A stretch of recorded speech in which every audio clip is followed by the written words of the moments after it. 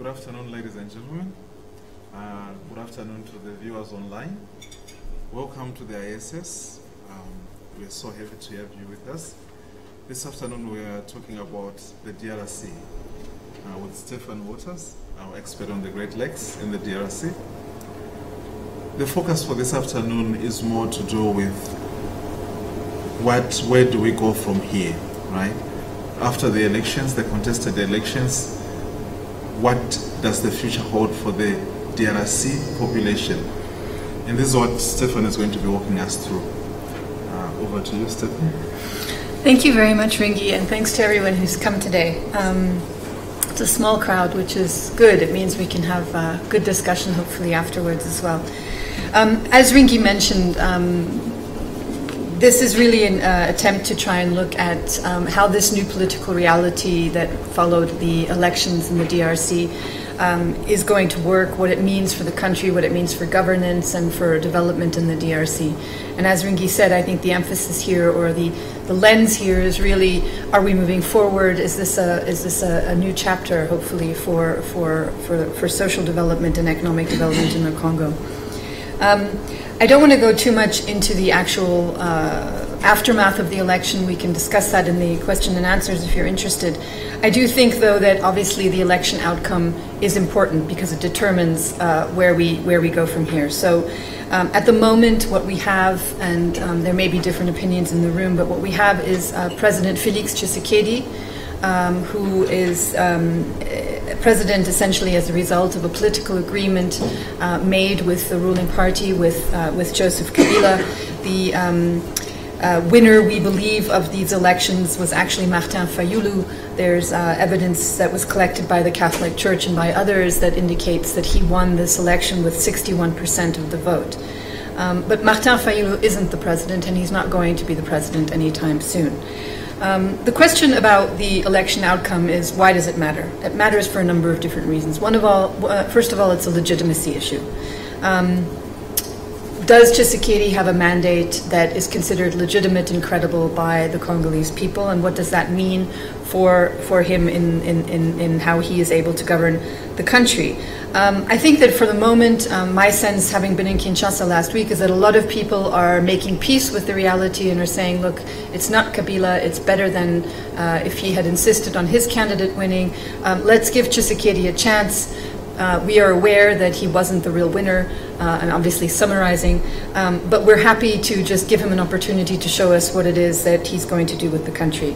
Now, that's the current sort of situation. I think, though, that as we move through the next couple of months and the next couple of years, this legitimacy question will always be there. It will always come back to haunt Tshisekedi, I think, when there are the kinds of inevitable institutional political crises that we anticipate, and which I'll outline a little bit going forward.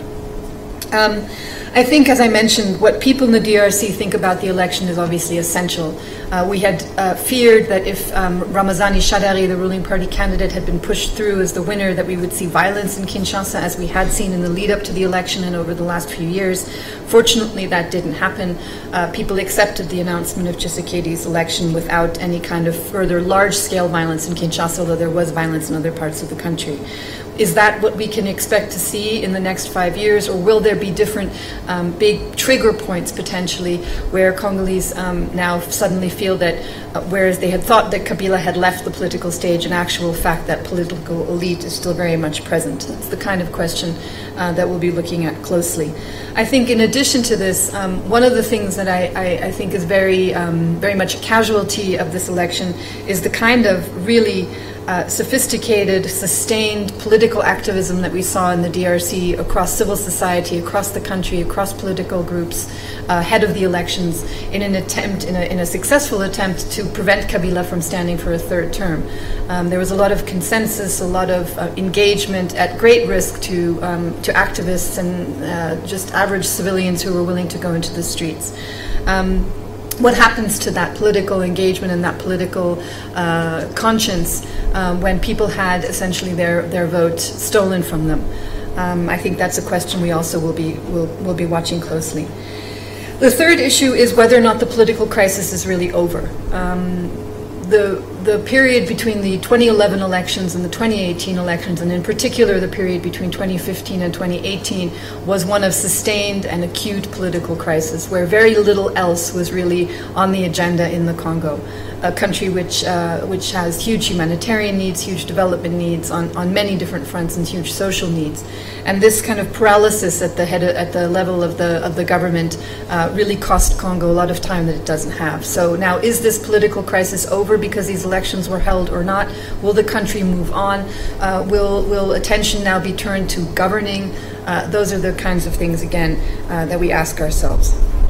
And then finally, what is going to happen to the different institutional relationships and the different institutions in the DRC in the next few years? I'll explain a little bit later how the chips have fallen between the National Assembly and the Senate and so on, but in the next 5 years a lot of things can happen. Will there be an attempt to change the constitution? How will the composition of the Independent Electoral Commission, which was such a controversial player in these last elections, how will that change? What about the Constitutional Court? Those are the kinds of key institutions that determined the outcome of this last election, that have played essential roles. What will happen with those in the next 5 years? The reality that as we have it now is that we have a National Assembly in the DRC that is dominated by the ruling party coalition, by the FCC. They have about 350 seats in the National Assembly. CASH, the coalition of UDPS and UNC, which is the coalition of the President Tshisekedi, has 48 seats, and Lamuka, the coalition belonging to Martin Fayulu, has about 80 seats. This will change a little bit because there have been elections in the last 2 weeks in Beni Butembo and Yumbi, where elections weren't held in December, but essentially we know that the majority has gone to the FCC, Kabila's political coalition. In the provincial assemblies as well, we saw a massive victory for the ruling party, with about 23 of 26 provinces going to the ruling coalition, to the FCC. What that means is not just that it's likely that most of the governors who are elected by the provincial assemblies, that most of the governors will be FCC. It also means that the Senate is dominated by the FCC. So we had those Senate elections about 3 weeks ago, and the outcome is that there are 91 seats that have gone to the FCC out of 100. So again, a very, very predominant majority going to the former ruling party. Some of the things that we don't, the gubernatorial elections are coming this week, so we'll see that taking place, and we'll have another additional element to look at in terms of the balance of power or lack thereof between these key players. What is now outstanding is the formation of a government and the nomination of a prime minister, and that is really what everybody is waiting for. It's one of the key clues that we all think will tell us a little bit more about how much the FCC wants to dominate, who it will be putting forward, the FCC being the former ruling party. Will we see some of the hardliners getting key positions? Will we see new faces in the FCC? And the prime minister position, of course, is essential here. And again, these are nominations that will be made by the FCC because that is the way, because of their majority in the National Assembly. It's their prerogative, it is their right to make those nominations. Obviously, the president does have some role to play there, but it is constitutionally a task that goes to the parliamentary majority. We know that, yes, we know that there have already been a number of different names put forward by the FCC as Prime Minister, notably, for example, the name of Albert Yuma, the former head of JECAMINE, who's been a key player for Kabila, and that this was a name that was rejected by Felix Tshisekedi. These are important back and forths that tell us a little bit about continuity and change. Albert Yuma is really, in many ways, a symbol of the kind of corruption and state capture that we saw under Kabila, and I think that certainly for the international community the message would have been a very negative one had Tshisekedi accepted that. And so we can already see that while we have this dominance of the political institutions of the FCC, it doesn't mean that Tshisekedi doesn't have a voice at all. And so as we go forward, these are the kinds of things we'll continue to look at. We think there might be a prime minister and a government sometime in the next few weeks. This week, the Bureau of the Assemblée Nationale, so the leadership of the National Assembly, will be elected by the National Assembly, and that will then allow us to move on, hopefully, to the formation of a government and a nomination of a prime minister.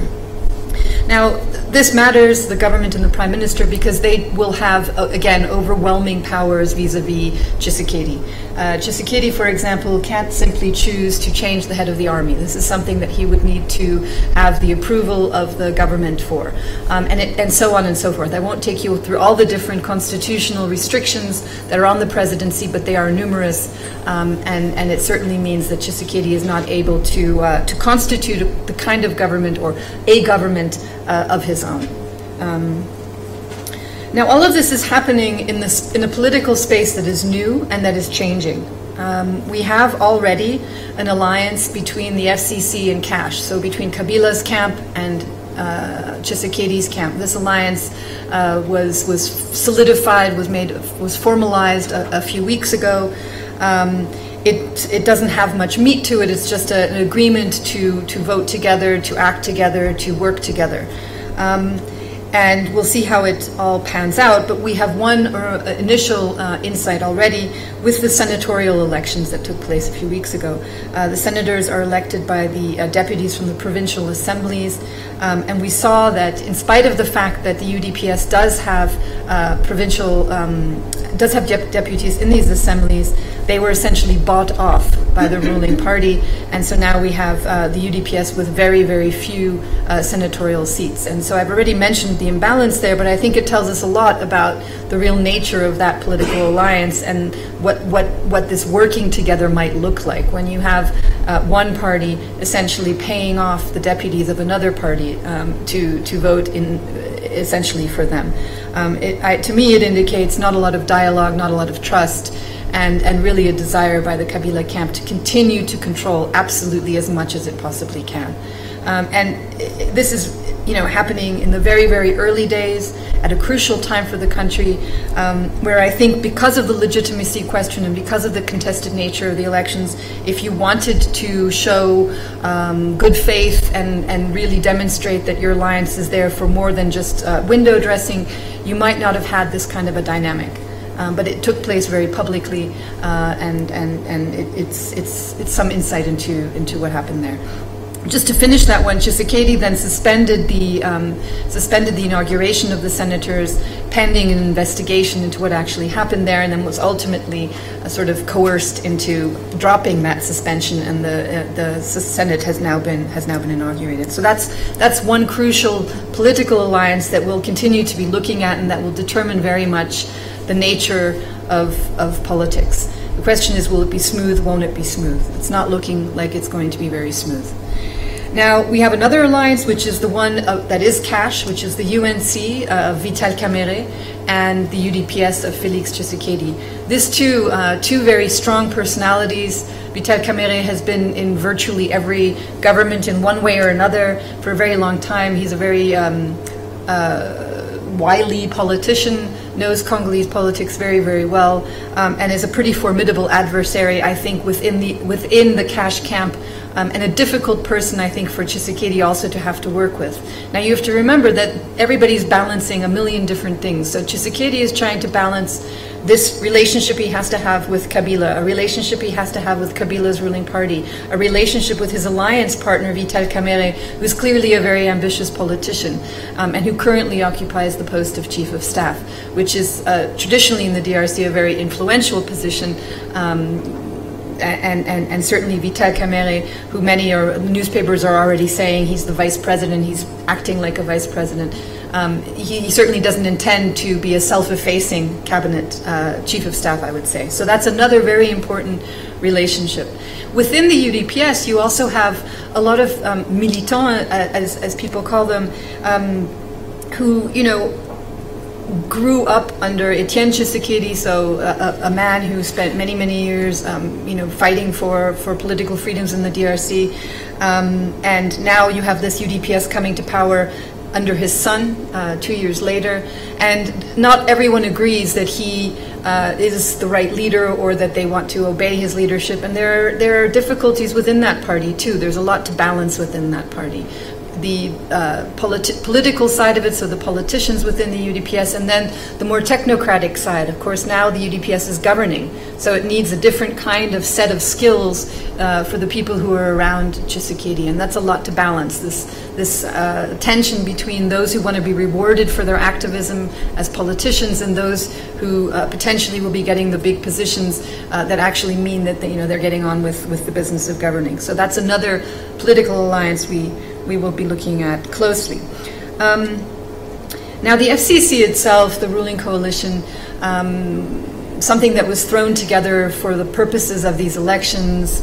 It's a constellation of parties that we've seen in previous elections, on Alliance pour la Majorité Présidentielle and then the Majorité Présidentielle, and this one has a new name. It was in the beginning of the year, after the results had come out, Kabila held a meeting at his farm in Kinshasa where he essentially asked the various different political parties to pledge formal allegiance to the FCC and to solidify and formalize this as a political grouping. And so I think he knows how important it is to keep that political grouping together, and is trying to make that as formal as possible.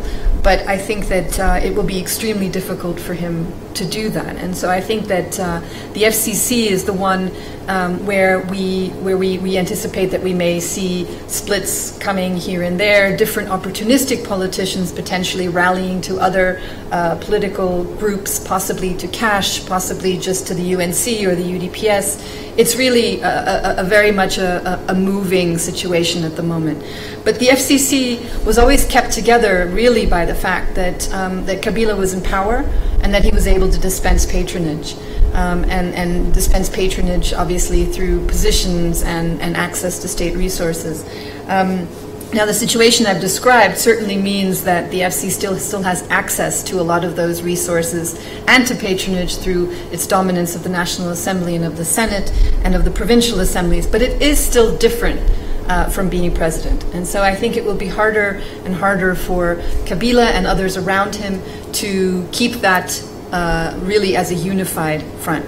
The other thing to remember is that a lot of people were within that ruling alliance were unhappy with the designation of Ramazani Shadari as the presidential candidate to succeed Joseph Kabila last year. Many felt that they had put in the time and that they should have been the candidate. So already some fissures in that party, discontent growing from August last year. Then this new reality, which is we're no longer in the presidency, creating, I think, new tensions and new opportunities within that group. And how Kabila plays that is going to be really, really essential.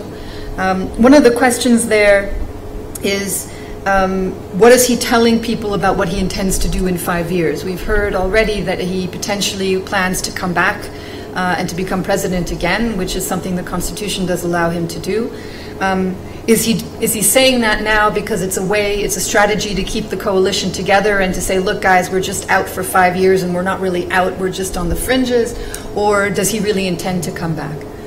And that matters, because if he does intend to come back, then I would argue that he and the ruling party will be less supportive of efforts that Tshisekedi might make to tackle big issues, because they won't really want him to succeed politically. Lamuka is still also a coherent entity. It has not yet broken up. It had a big meeting in Brussels a few weeks ago. The key players there are obviously Martin Fayulu, also Jean-Pierre Bemba and Moïse Katumbi, and then a few others, Muzito, Pierre Lumbi, Matungulu. Their role is now to be essentially an official opposition. They do have 80 seats in parliament. It's not inconsiderable. It's a reasonable number, and the question is, will they stay together, and if so, for what purpose? Is the purpose for them to be a united voice that speaks clearly to the new power arrangements. That would, I think, be a very useful role that Lamuka can play, because my fear is that as much as there was a lot of focus and a lot of activism to get Kabila to go, that now that people have been disappointed by, in some ways, the fact that the vote was stolen, that we're going to see less activism and less engagement. So Lamuka maybe can keep that alive together with, the Filimbi and La Lucha and others. So that's the real question there, and I think that's the utility of that political alliance, is to demonstrate also, I think in some ways maybe even a moral high ground, politicians who are willing to work together and put their independent ambitions aside. Behind the scenes, obviously, it looks a bit different, but for the purposes of just of being that moral, that alternative moral voice, I think Lamuka can play a very important role. One of my concerns, and again, I think this is something that we'll see as we go forward, is that there will ultimately be these competing centers of power, partially because managing this many different political players who have access to different levers of power and who want different things is a really difficult thing to do. And this is happening in an environment where the political space is a highly corrupted one, and one that is very much motivated by or incentivized by financially. And so how is this all going to play out? Will we have the National Assembly working against the presidency? Will we have the government or part of the government working with the Prime Minister against the president and his ministers? How is this all going to work out? And then, of course, the army. This is an element that has always been very difficult to get a hold of in Congo. But where will the army's loyalties move towards as this situation evolves? Will they accept that the president, Felix Tshisekedi, is the commander of the army? What kinds of situations might we have that will test that, and how will that evolve? Who will run the Ministry of Defense? There are a lot of different concerns, and what's quite ironic is that under Kabila, he very much centralized power around himself and had a parallel government that governed. And then the actual government and the prime minister, with some exceptions, were usually much less powerful, except with some exceptions, than they will be now. So now Kabila will be moving into a situation where he wants the ministers to be powerful, he wants the prime minister to be powerful, because that's how he can channel his voices. I want to maybe end on, how am I doing for time? Okay, yeah, thanks. I want to end on what the international community's responses, and specifically what donor responses are, because I think that they will play a role in trying to carve out some of that space that everybody would like Tshisekedi to have. So far, the reaction, although, look, I mean, the international community ultimately accepted the outcome of the election, congratulated Felix Tshisekedi, and everyone has said we will work with him. But they are largely cautious about what that means, and I think that there is a lot of if-then that's still happening. If he continues to focus on human rights and frees political prisoners and allows people to march in the streets and demonstrate, that's a very positive sign. Therefore, we will, X. So that's very much the early stages here, and again, the composition of the government and the nomination of the prime minister will be really key there. The one exception in terms of donors is the United States. They were, along with the EU and the African Union and others, last year very much united around this idea that Kabila should leave and that the elections needed to be free and fair. They were also initially critical of the polls, but have now very much changed their public language and been quite supportive of Felix Tshisekedi. Tshisekedi was in the US last week. It was a really big visit for him. He didn't meet with Trump, but he met with Mike Pompeo and others. And the really important thing that he came home with is the IMF's re-engagement with the country, so the agreement to conduct an Article 4 review of the Congolese economy, which is something that hasn't been done since 2012. And it's always the first step after a suspension in a potential resumption of IMF support to a country. So it's quite a good success, I think, for Tshisekedi to be coming home with. And in general, I think the US support is useful to him. Now we can talk maybe later about why the Americans are so gung-ho, what they hope to achieve. There certainly are a lot other members of the international community who are more reticent and just simply want to see, you know, what's going to happen before they're willing to fully re-engage. But yeah, so for now, an international community that's largely waiting, with the exception of the Americans. And then finally, something that Ringy brought up with me before we started this, which is really important. This question of whether or not Tshisekedi is going to be able to, or will try to, assert himself in terms of the fight against corruption and going after some of the people who have been engaged in corrupt acts prior to his coming to power.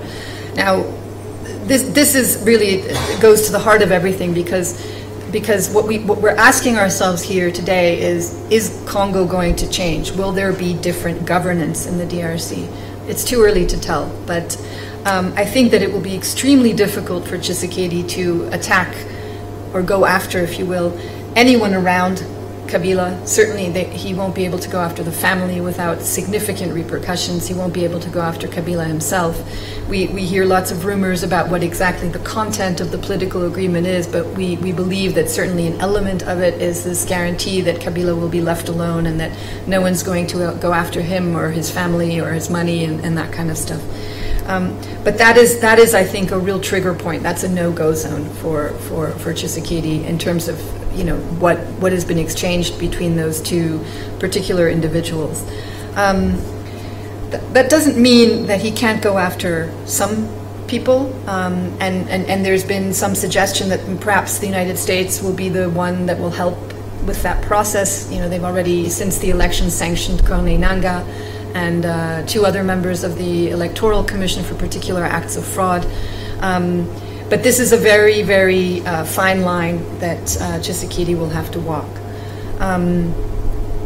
And by the same token, there is also the question of, you know, if Tshisekedi really won, if Tshisekedi agreed to take the presidency as a result of a political deal, and not as a result of having won freely and fairly, can we expect that he will somehow be able to assert a different set of ethics around politics in the Congo? So, so some of those key questions, definitely things that we'll be looking at closely.